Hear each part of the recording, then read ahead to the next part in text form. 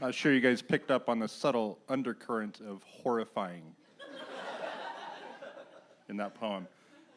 Judges, we need a decision. Confer. I feel like I should do something now, but I have no talent. Like I could...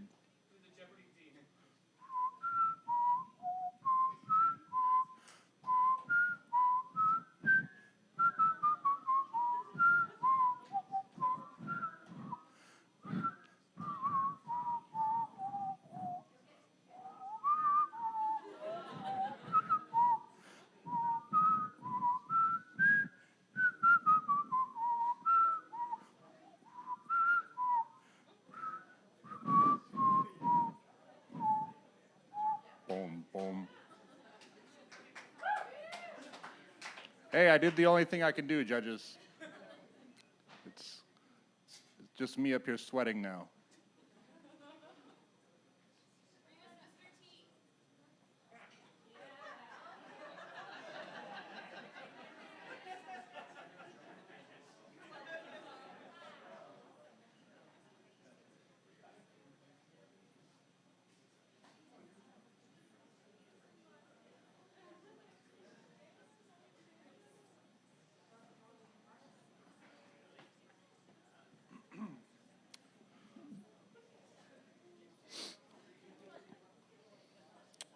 The hand-me-down cap.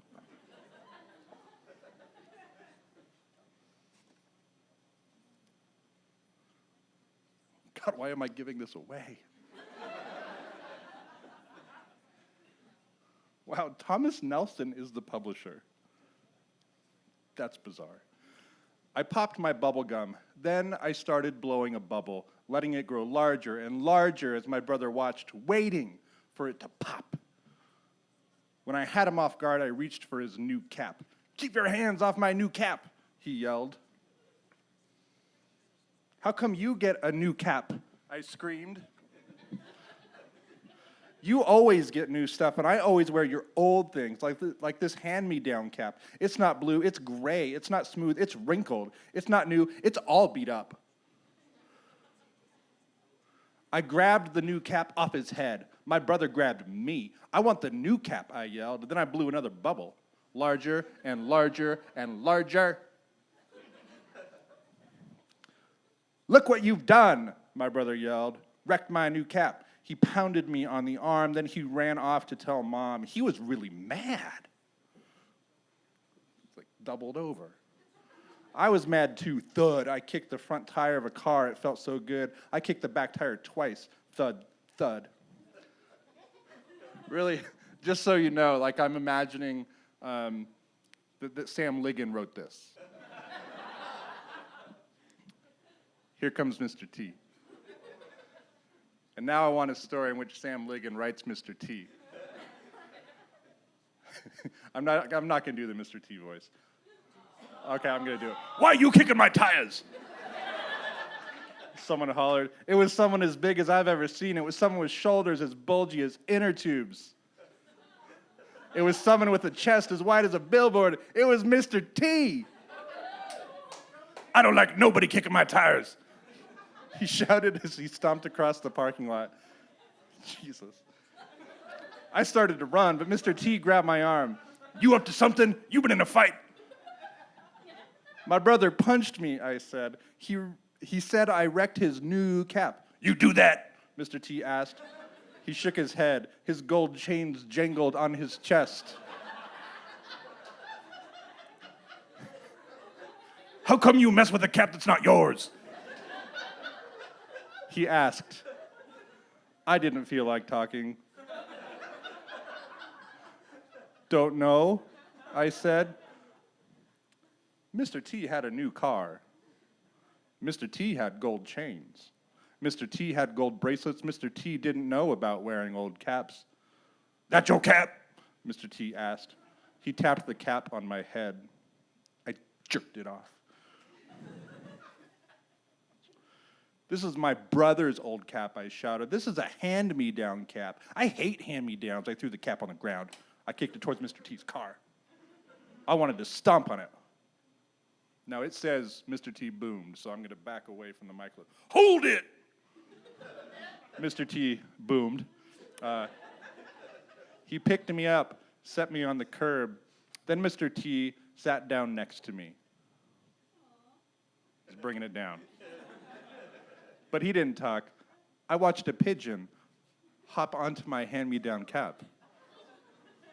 Aww. Mr. T brushed off his boots. See these boots? I looked at Mr. T's boots. I mean, what else are you gonna do? They looked old, they looked wrinkled, they looked all beat up. I wondered why he didn't buy new ones.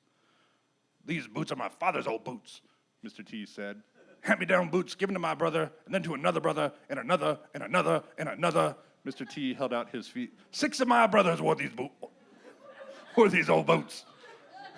I got 4 sisters, I said, only one brother. I looked at my brother's old cap on the ground. It didn't look that beat up. It was a pigeon, like squatting on it. It's fine. Mr. T tied a bootlace. I wear these boots to Mr. T tied a bootlace. I wear these boots to remind me of my father, he said.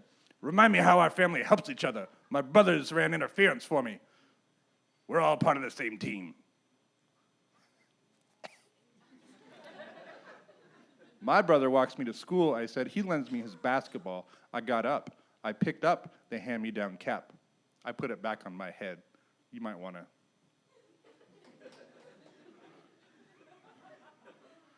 That hand-me-down cap fits you good, Mr. T laughed. Sorry. That hand-me-down cap fits you good, Mr. T laughed. It looks good too. Then he got in his car. But my brother's new cap is wrecked, I said. Bubblegum all over it. Mr. T rolled down the window. Know how to get that gum off? He asked. Get some ice. Then rub ice on that gum. It'll come right off. All right, I hollered as I watched Mr. T back out of the parking space. Hey, you sure it will work? Mr. T honked his car horn 3 times, then he leaned out the window. It will work.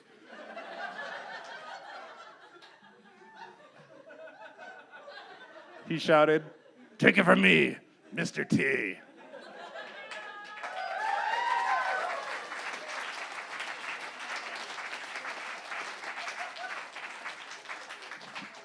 Dear God, judges, please have a decision.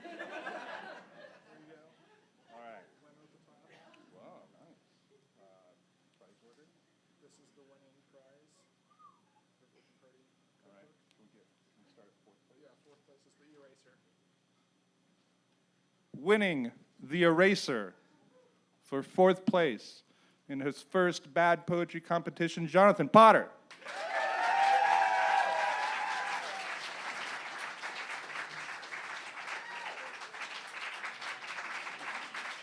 You can stay up here. Okay, I'll take it back. In 3rd place, winning a parrot with real feathers, Jeffrey Dodd.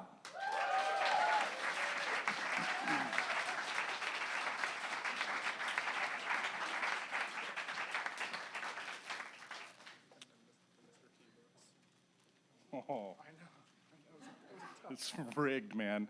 This is tough. In 2nd place, in his first Anthology Bad Poetry Contest, winning a handsome collection of Mr. T and Me books, Ethan Wolcott.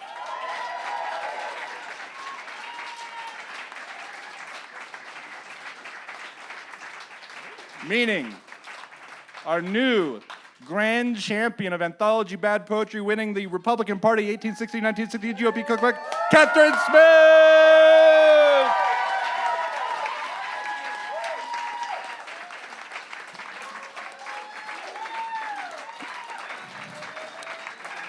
Thank you to Keeley for creating RiverLit and this event. It's wonderful. RiverLit is an important and excellent part of our literary culture, and Anthology is one of the coolest events that happens in Spokane every year. So thanks, Keeley, for putting this on. Thanks to the Bartlett for having us here. Thanks to our judges, Joe, Karen, Linda, Ellen. Thanks to our competitors. This has been Bad Poetry.